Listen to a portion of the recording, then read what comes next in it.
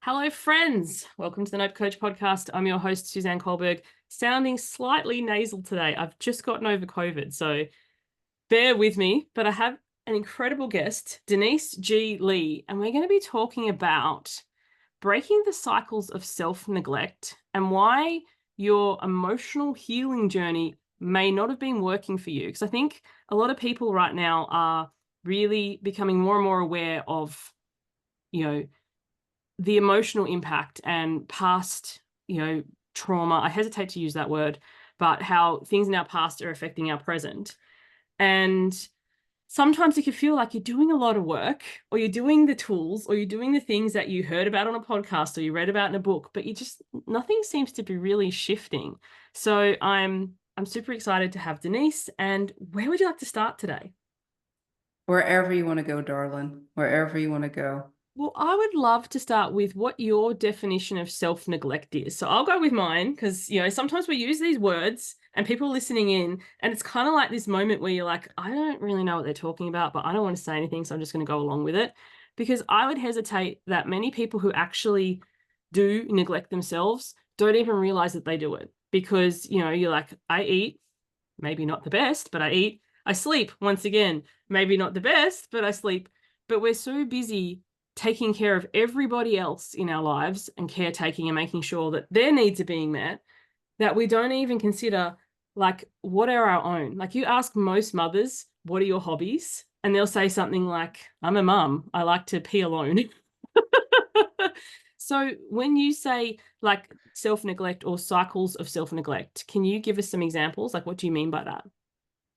It's always funny, like when people say I'm neglecting myself, right? Because when I think of my own terms of neglect, I have a definitive list of the things that I need to maintain homeostasis, the things that I need. And perhaps that may seem too bougie for you, right?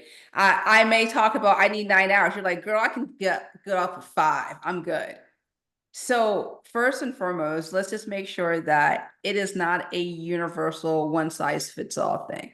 I just wanted to say that off the cuff before anyone says, "Well, Denise is making me feel bad because I'm not sleeping." But like, girl, just calm down. Okay, we're not talking about you specifically. So, when I'm thinking about neglect, right, I'm thinking about a conscious or unconscious actions or forms of habit that contribute to your mental, physical, or emotional decline. Mm, Okay. Neglect can come, let's talk about, everyone talks about physical neglect, right? That's like the yes. obvious. You don't get enough food, you don't get enough rest, hydration, whatever, right? But do you know physical neglect could be lack of physical contact with other people? When we physically touch someone, we release chemicals like oxytocin and serotonin, which is mood stabilizer hormones. Or not looking people in the eye.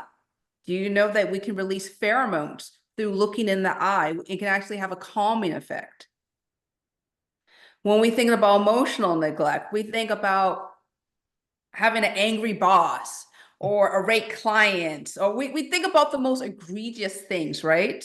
But what about neglect in terms of being unwilling or unable to share signs of discomfort, right? Spiritual health. Everyone thinks, oh, I'm trying to get people to go to synagogue or temple or church. I ain't talking about all of that. I'm talking about letting your soul you be connected with other people and other living creatures, walking and connecting with the earth, breathing in the air of the people around you. That's a spiritual connection. Anytime we're doing this for at least 6 to 8 weeks or more, we're going into the realm of neglect. There are times, spurts, we're both business owners where you're just going to have to hustle and get stuff done. You may not be able to talk with certain people. You may not be able to do certain things because you're on a crunch or a timeline. Like, or I get it, or there's someone sick in the home. But if you're like going through phases in your life where you wake up and you're like, man, I don't even know when the last time I called my girlfriend. I don't know when the last time I connected with certain people or did certain things that rejuvenated me. I was thinking about one particular client. She says she loves doing artwork. I said, sweetheart, when's the last time you did orca? I said, I can't remember. I said, when you can't remember, it's too long. 100%. I love all the points you made. Circling back to your first one, because it kind of made me laugh, but then it also gave me pause.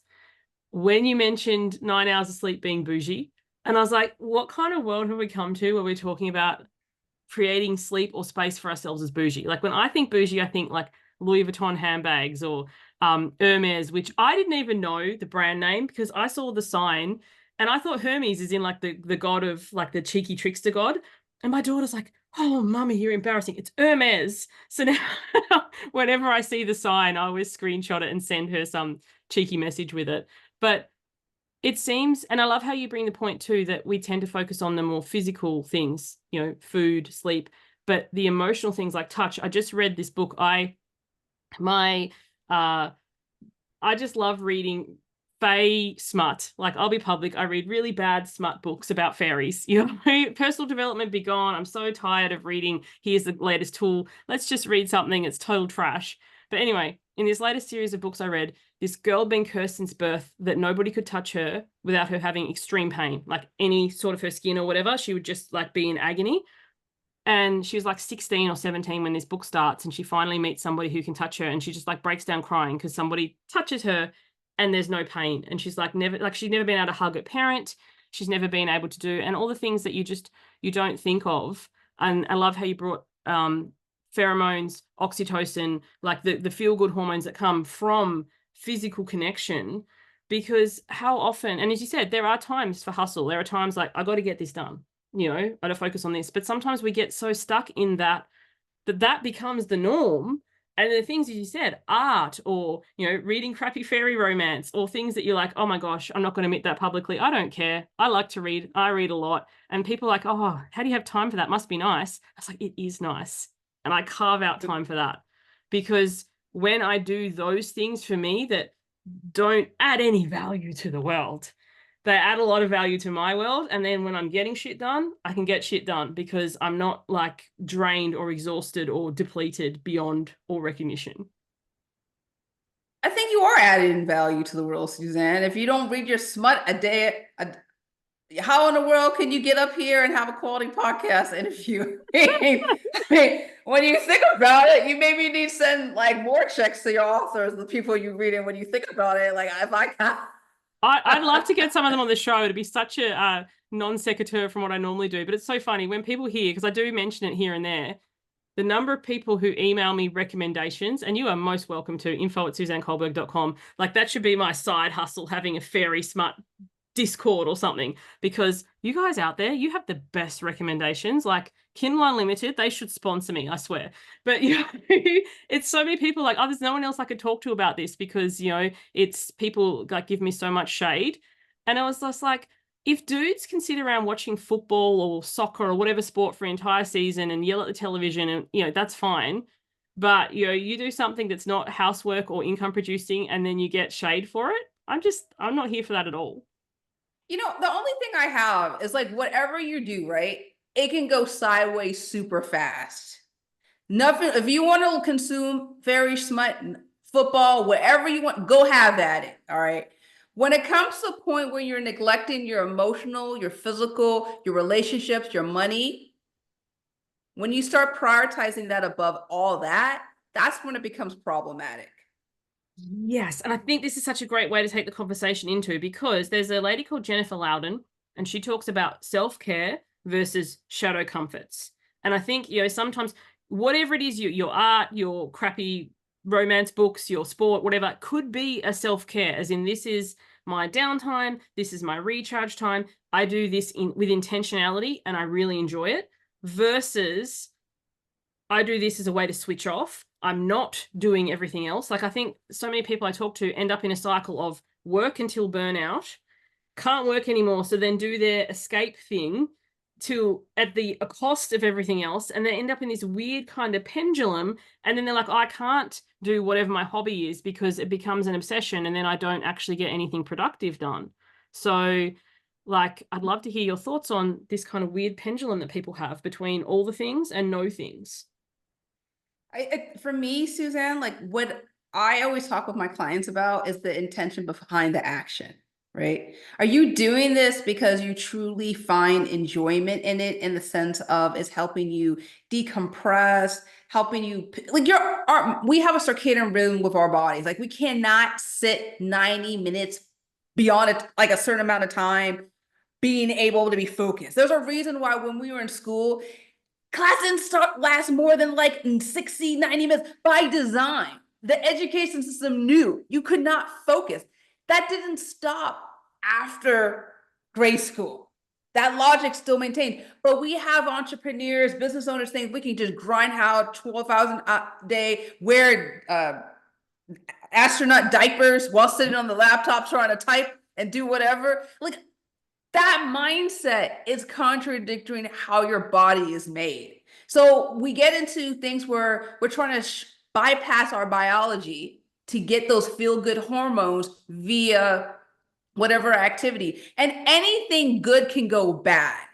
For example, social media. We're listening to whoever's consuming this audio, video, whatever. You can go bad doom scrolling content where it was the intention originally was to entertain and to be informed, but really you want to distract and evade your emotions inside through the guise of consuming information. So it always goes back to the intent. And it's hard because when you're in the middle of doing stuff, you're thinking, I'm being productive, right? And we live in a society that says, as long as you're doing 5,000 things at once, who cares if you're being sloppy on one or two? But the reality is, if we're doing things from the intention of distraction or avoidance, it's a bleep show everywhere else in all the areas of our lives. I love that, because you and I are both entrepreneurs. A lot of people who listen to the show are entrepreneurs, but even if you're not an entrepreneur, I'm sure, you can relate to this in some way.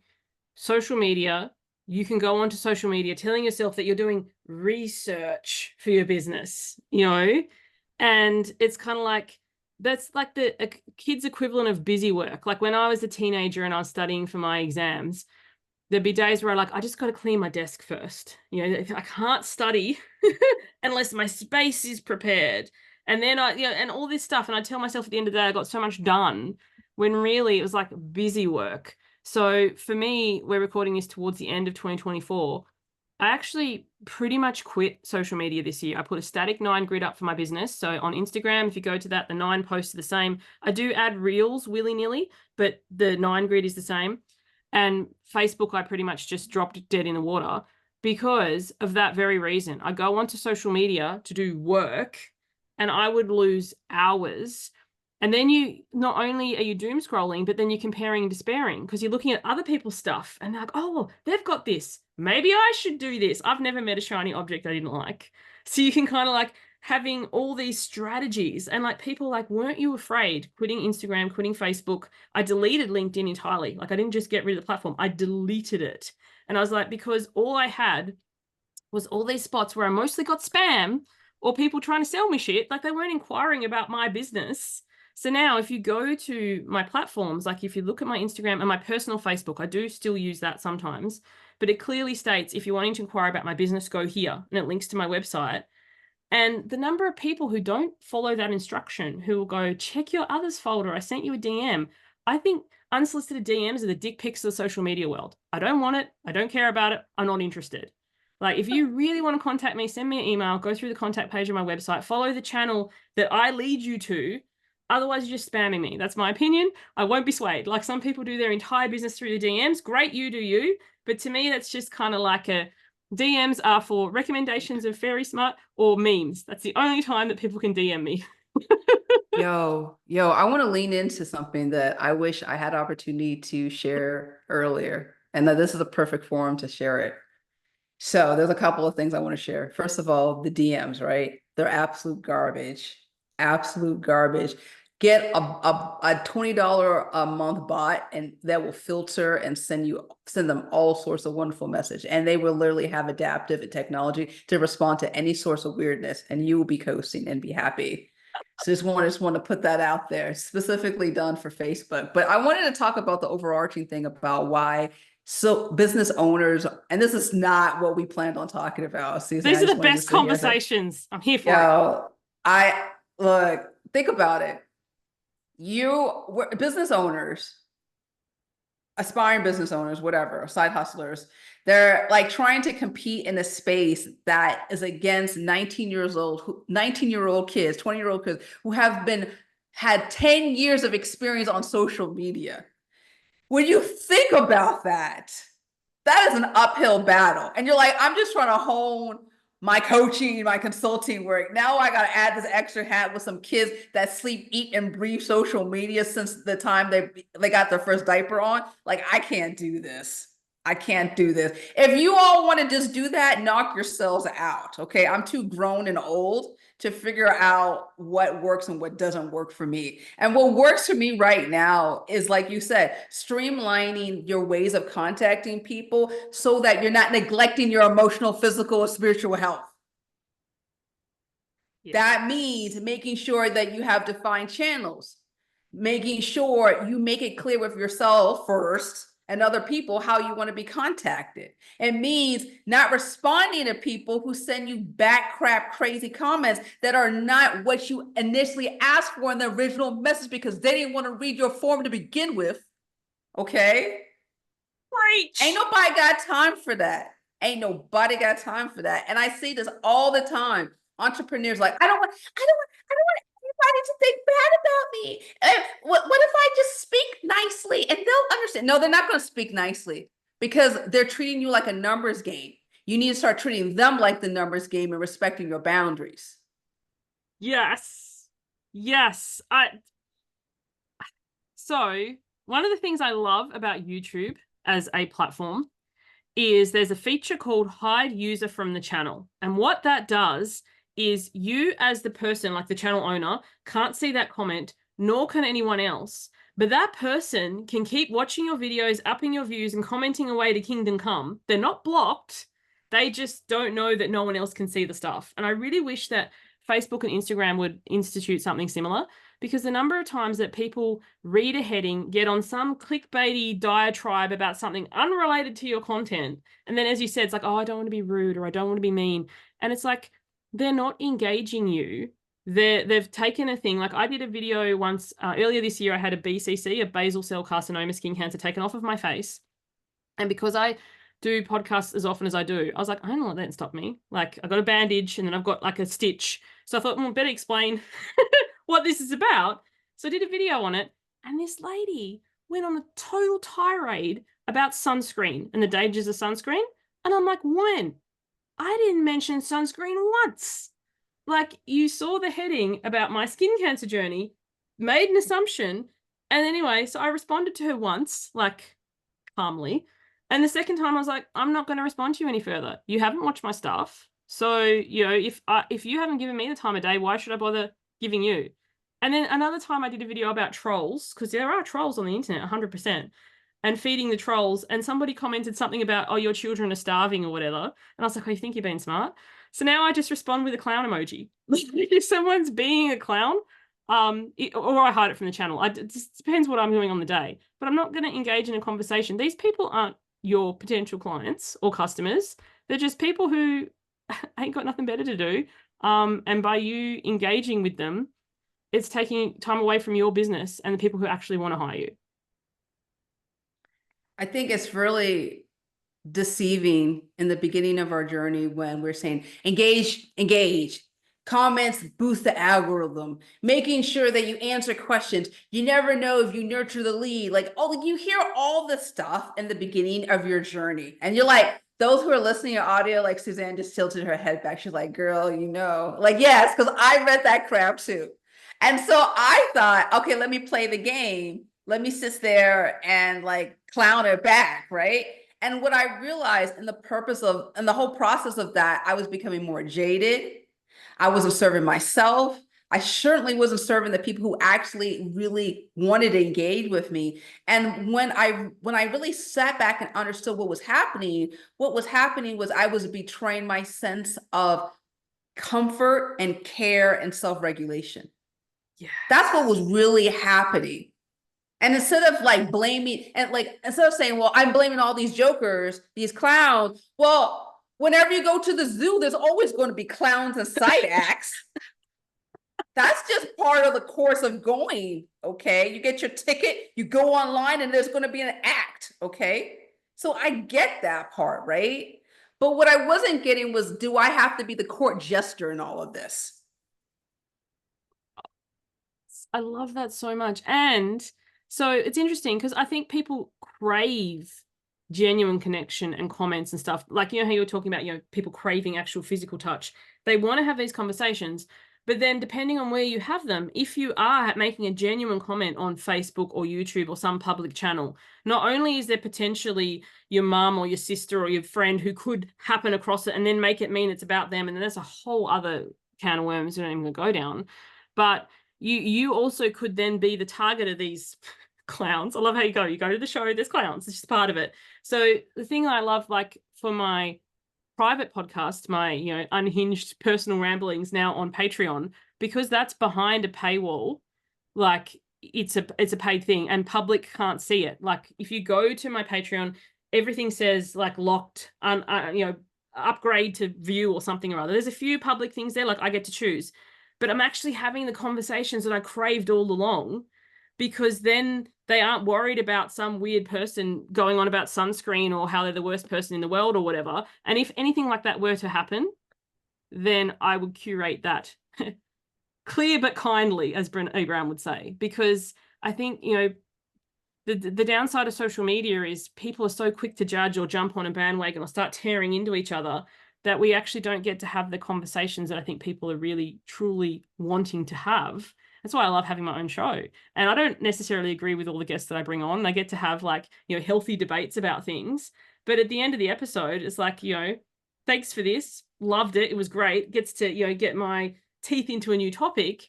But it's never about making it wrong or getting people to side with me or whatever. I just find that, as you said, back to school. And we left school. There's good things about school, like classes going for no more than 50 minutes and getting up and stretching your legs.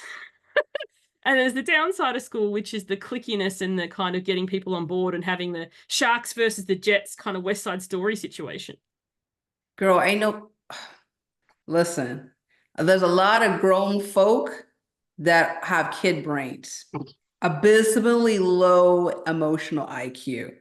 And I think there's a really misconception that people think that if I'm being a grown up, everyone around me is acting like a grown up. Not so. Get that fantasy out your mind, like Cinderella, Pocahontas, and Snow White, and all the mystical characters. They don't exist. What exists is how you choose to show up when you go on and interact with people. Like I love how you mentioned, Suzanne, like you're like, I have stuff where I am clear about who I am behind my paywall.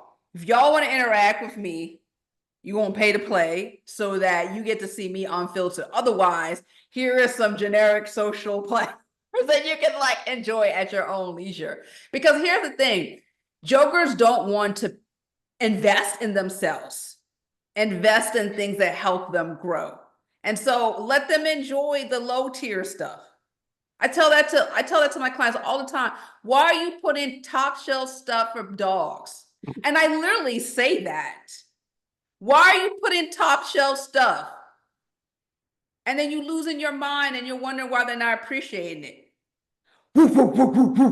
That's such a great point, though, because, and to your point about, self-neglect and cycles and burnout and whatever, we can attach so much of our self-worth to the response, past me, and I'm doing this more, to the response of what you put out on the internet. So you publish something and you're like, nobody liked it, nobody commented it, and then you're making this mean something about you, which disconnecting that was the biggest transformation I had in my business. Like my business is Suzanne Kohlberg. It's the same name as me because for many reasons, I can re-niche and not have to do all my branding again, part of it. But there's Suzanne Kohlberg, the business, and there's Suzanne Kohlberg, the person, and they are very, very different. And when you have an online persona and you share things, people do have, there was a term for it, I only found it this year, parasocial relationships, where people think they know you because they read and, all the stuff that you post, but you don't know shit about them. And it's so weird because it's kind of like, oh, I share very openly, especially with my newsletter, all the stuff about my family. And people are like, oh, how's Casimir's teeth? My son has a weird, well, not weird, I shouldn't say that, but he has extra set of teeth. And he had to have them removed because some of them were growing into his nose. So I shared all about it. But I was like, I don't know you from Adam. You know? And I think sometimes and you look at the stars or people that you follow, Hollywood, and you're keeping up to date who's married who or who's divorced who. And it's kind of like, haven't we ever questioned that's so totally odd? Yo, there's so many people that are going through my mind right now. I think they're a caricature of themselves. But so here's the thing, right? Everybody confuses a lot of words. And we see it all the time, Suzanne. Vulnerability, authenticity, and transparency, right? Like you hear, I'm an authentic leader. Girl, I'm transparent. You can know everything, including my sex life. Like you hear all these buzzwords coming out, right? Nobody knows what the heck they're talking about, right? For example, I'm being authentic with you right now, those who are consuming this information. I literally will say the exact same things that I would in front of my kid, in front of a client, like on the street. Like there is no two-faced Denise in terms like I have to editorialize myself to make sure it's suitable for content. Like this is who I am, and I'm not going to change that because that's help me be sober. Okay. That being said, right? That's authenticity, being the same person where you are, right? Off vulnerability is willingness to share things that are most appropriate with certain audiences. Okay. I'm not going to talk online about my sex positions with my husband online. Okay. And there are many, by the way, but that's neither here nor there. Point is, I don't talk about them because that's a conversation that's best suited between my husband and me. Okay. That's the vulnerability part. The transparency part is being open about the fact that I have had struggles in certain areas. That doesn't necessarily mean I go into all the details about that. And I think people need to understand that you can be authentic, but not necessarily transparent with all your mess, and vulnerable with selective people and appropriate settings. I love this distinction because as a coach, online business coach, like I have my own stuff that I'm going through. I'm a person. I think sometimes we forget, even a business that's business to business still has humans involved. Like, we're all people, we all have our own stuff, but choosing when and what and how you share what's happening for you, like choose your audience. It's not being disingenuous. It's not being whatever, but sometimes you see people dump all their own shit onto their own clients. And it's like, I'm paying you to help me with this. Like, I understand you're having a situation. I appreciate that. I have compassion for that. But like, go get your own coach or your own help or whatever. Like, don't put this onto me because then it becomes awkward. And then, you see people, especially people pleasers. I'm a recovered people pleaser now, but, who's like, oh, well, I can't ask them for this because they have all this going on. If they have this going on and they can't do the business that they're running, the onus is on them to take a sabbatical, refund you, take time off, like know where and not their boundary is. So like last year, I was very transparent, vulnerable about my mum. My mum was terminally ill and she passed away, and I shared about it through the business. But I was also clear when and what and how I could talk about it. Like with my clients, I was like, I will do an update, like for my podcast or for my newsletter. I will share, but please don't ever ask me because this session, you're paying me for your stuff. Like if you ask me out of people think they're being kind or how's everything with your mum or how are you feeling, then it becomes all about me. Hello, you're paying me for my time about you. So, and also sometimes I love what I do and I'm really, really good at it. But if you ask a question that's too close to the surface or I'm having a sensitive day, that could take me away from being in the mindset to be able to do this. So I think, and especially you see lots of it online, people sharing really vulnerable things, death, loss, loss of a baby, whatever, like big things.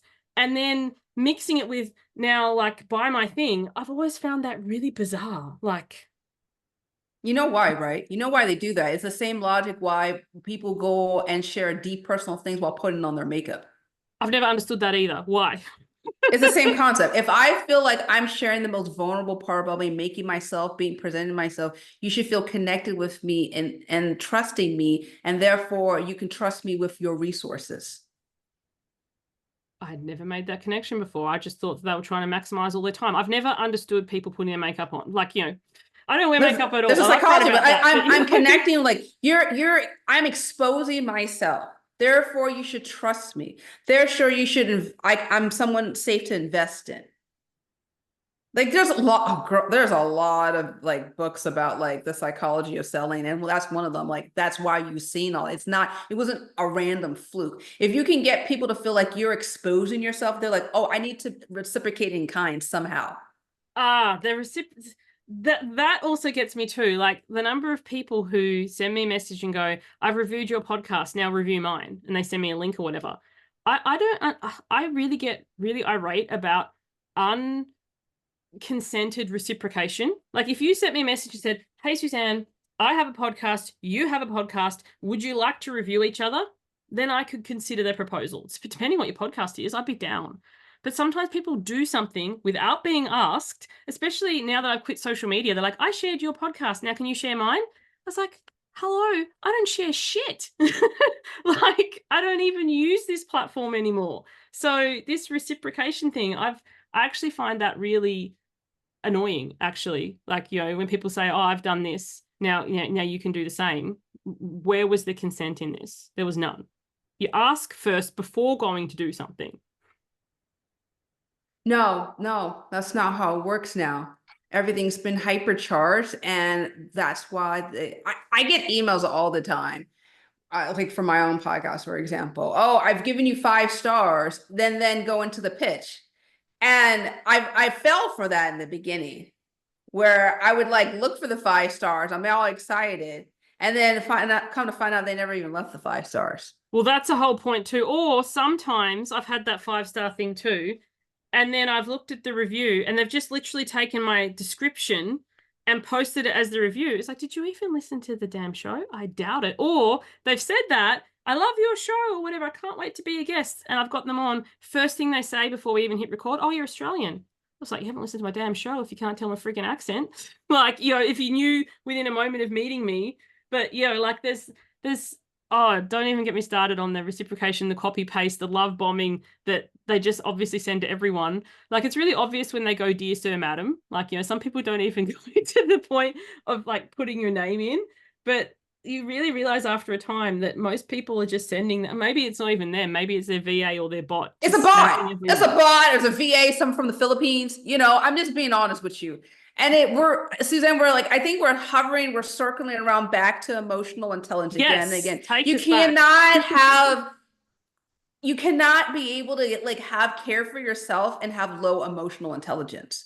And low emotional intelligence is being able to shift the wheat from the shaft. I forgot what the heck the hell I know the quote you're getting at. Yes. Like you can't figure that out. If you can be easily flattered, easily you're convinced, you yield gullible, yeah, you're going to be taken advantage of in the worst way. You're going to be butt raped with no Vaseline, emotionally, physically, spiritually. I mean, seriously. Oh, I can say so many times I've fallen for that. But I just want to interrupt you there just to ask, for the people who are listening, how would you define emotional intelligence? Because it's another one of those ones that, people are buzzwording, but what does it actually mean? Okay.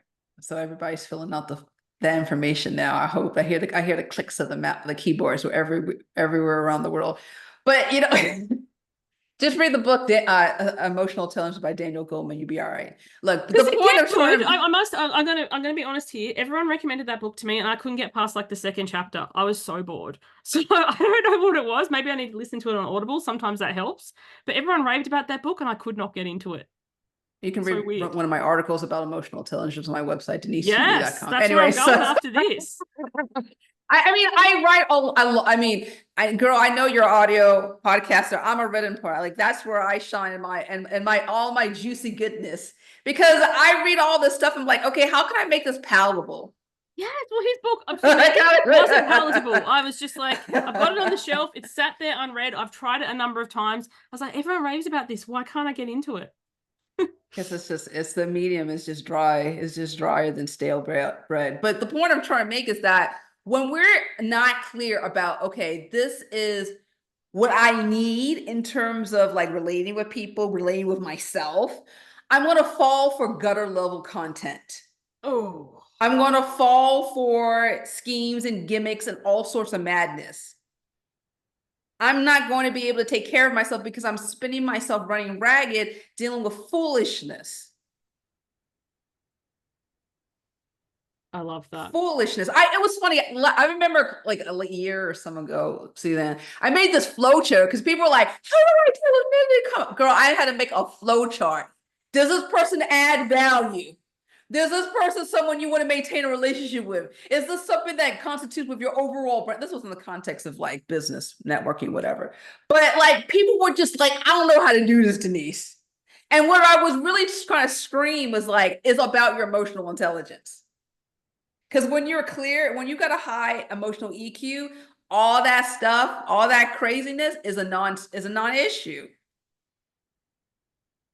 But I think sometimes too, if you have been, a people pleaser or conditioned as a people pleaser, or as you said, have low self-esteem or high self-neglect, it's easy to fall for because it looks pretty and people are being nice to you, or you don't want to be a bitch. Like, it's funny when you talk about networking. I go to lots of online networking events. I enjoy a lot of them, but a lot of the times it's like kissing a lot of frogs. You don't get a lot of princes. Like, there's a lot of times where you're within a moment of meeting someone, I'm like, this isn't the person for me. And I will exit gracefully or whatever. But the number of times people are like, oh, we should follow up after this or whatever. And I'm thinking, I have no intention of, and I will never say yes. Like, I don't like, but they do. You follow up or you get on this conversation, you're having a Zoom chat, and then you're like, I'm building my business. I had all these Zoom chats. And it's like, so like, what have you done to actually move the needle forward? Or I don't even know what they've done. Like, I've had a 5-minute breakout room with this person and they've used all these huge buzzwords. It's like, but what do you actually do? So it leads back to what we were talking about at the very beginning with, doom scrolling. You can doom network as in like, I spent all my time, I've gone to all these meetings, I've had all these cuppa chats, but have you actually done anything to advance your business? No. So I want to give somebody some friendly math that my coach told me, and it's been invaluable. If you're a note taker, this is a great time to take some notes. Okay, so this is some free gold here. So I want to think about pie. Okay, just envision a pie, all right? And I want to give you some segments of the pie for you to kind of, and you can divvy up the pie if you want to.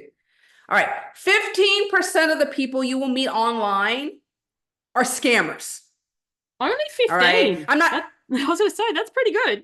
15 to 25% are scammers. Okay. And these are the Nigerian 415 schemes. These are the people, dear sir, madam, I have an opportunity and some extravagant sums of money will be deposited. Like all that, like just the most obvious crazy, like 15%. I'm talking about the most egregious ones. Okay. Oh, okay. Yeah, I was going to say, because 15. sometimes they're subtle, but then you get into it and you realize it's a scam. Well, that's actually where I'm going to go to the Okay, other one. I will be quiet. Okay. So we got the most obvious, the ones like you just look at and you're like, you laugh and then you hit the delete button, or the ones that just go straight to your like junk box. Cause even your email service provider, like, are you for real? Like, that's what I'm talking about. That okay, 15, yeah, 15%. I'm with you on that. Yes. That 15%, right? Then you've got the other 10 to 15, well, actually 20%, which are they're the confused. They're the confused. They're the people that really need well. They're the ones that actually are interested, but because they're dysregulated, because they are scatterbrained, because they've just got a lot of time and they didn't devote any of it to understanding you or what they want, that's where they fall into that bucket, okay?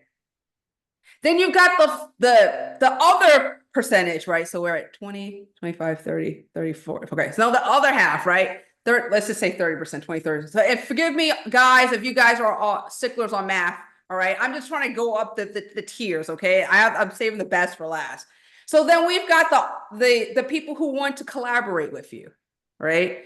The people who are, I would hope I would fall in the collaborator button, right? They actually have done some just tiny amount of understanding. They see mutual value. They want to go on your webinar or your show. They want to co-create some offer, whatever, right? Like they will jam with you if you are able to present yourself as someone who has value and can co-create something of value, right? And then the last of the bucket are customers. So think about it, right? You've got 40% of people who could be customers. You've got the other 30% who could be collaborators. And yes, there's going to be muck in the midst, right? The obvious scammers and the opportunities. But when you have clear systems, clear forms of communicating with people, all that stuff is streamlined so that you don't have to be getting down the muck and sad, like, oh, all right, as another scammer. Well, sweetheart, that's business. It's like you get junk mail in your post box, even if you have a sign clearly, like I do, saying no junk mail. People still put stuff in there. And then one time I confronted someone, not rudely, I was just really curious, and they're like, "My catalog isn't junk." I was like, "Oh, we're having a whole conversation about what we define." I'm like, any advertising material from my point of view is junk mail, like, or spam in your email.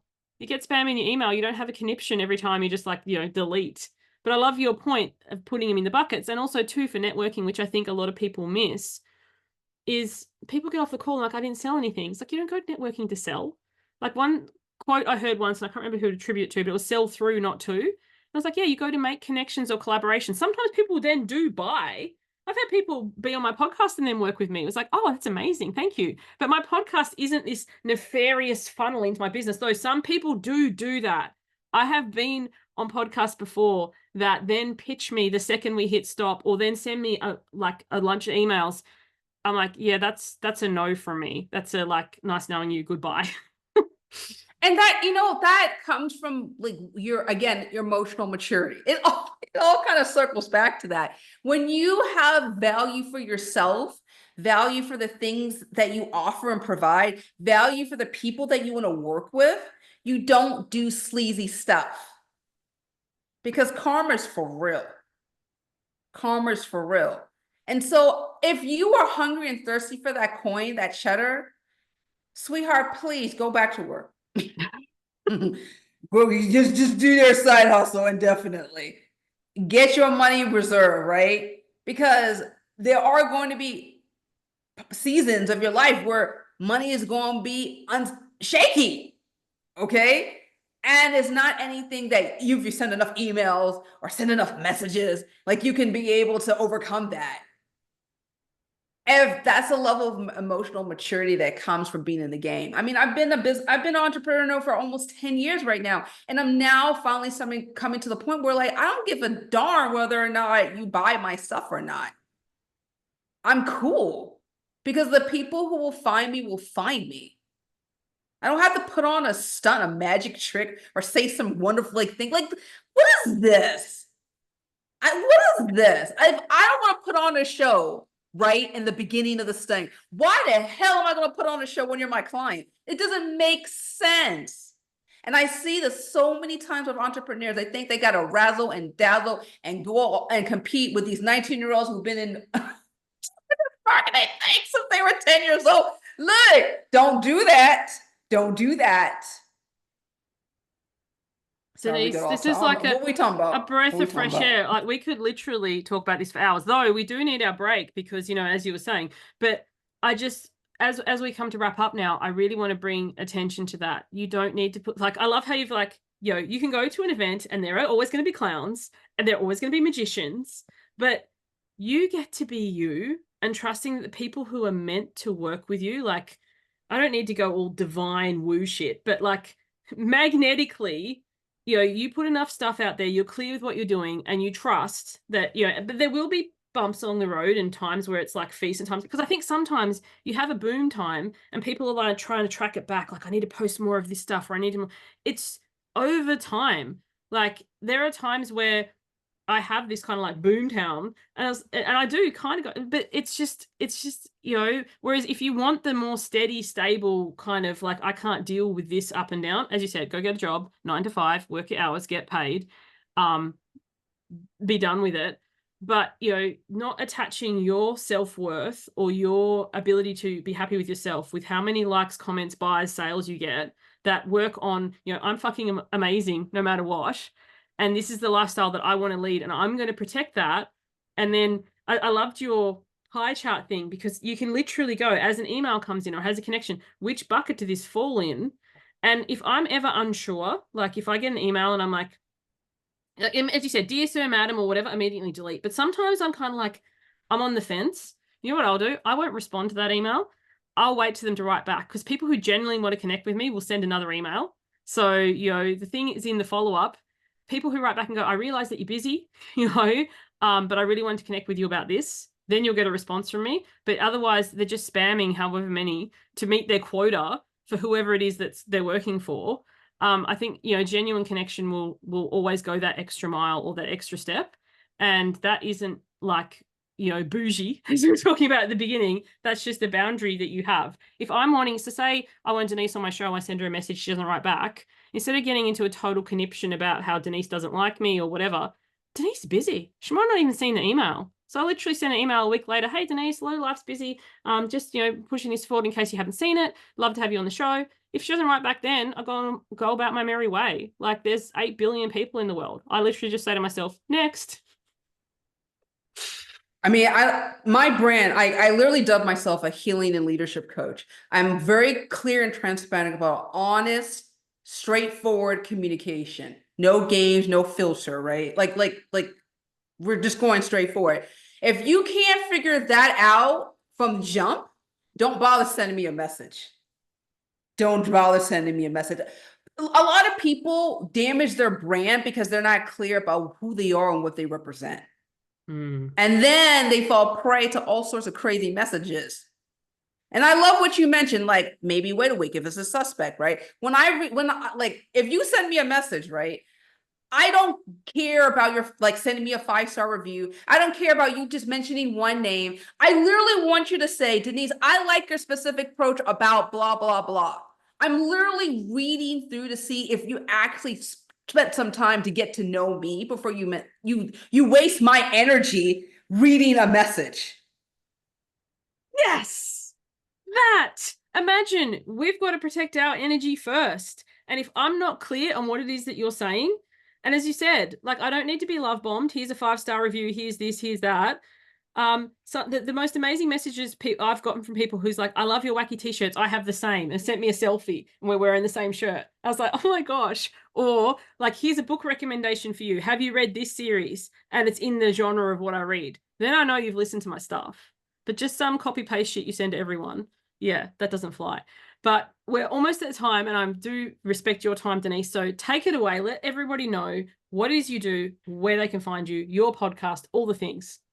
Yeah, so thank you so much for like this conversation. It was like a roller coaster ride. I enjoyed the twists and the turns. That's awesome. So I am a healing leadership coach. Healing and leadership coach was a fancy way of saying I'm an executive life coach. I talk with business owners, executives, entrepreneurs about doing life well. You can learn more about me on my website, deniseg.com. My podcast, at Entrepreneur Podcast, is just literally like this conversation, me talking the exact same things I'm talking with Suzanne with a mic too. And then also I've got a blog that it's been growing a lot as like at least 25,000 monthly subscribers and growing strong of reading, burnout, self-care, mindset, all that fun stuff, myself and other people. So I shine stronger on my written, not my audio, partly because I haven't done Toastmasters completely, so I slur my words. I love this. I love this, all that fun stuff, you know, burnout and all this sort of stuff. But it's all, I love your approach. I love your real talk. And I think someone talking about it in this genuine way, rather than now just go and have a massage and write 3 things you're grateful for. And like, you know, real talk. I appreciated the real talk. So thank you so much for joining me. Thank you everyone for tuning in. I'll catch you on the next one. Bye for now.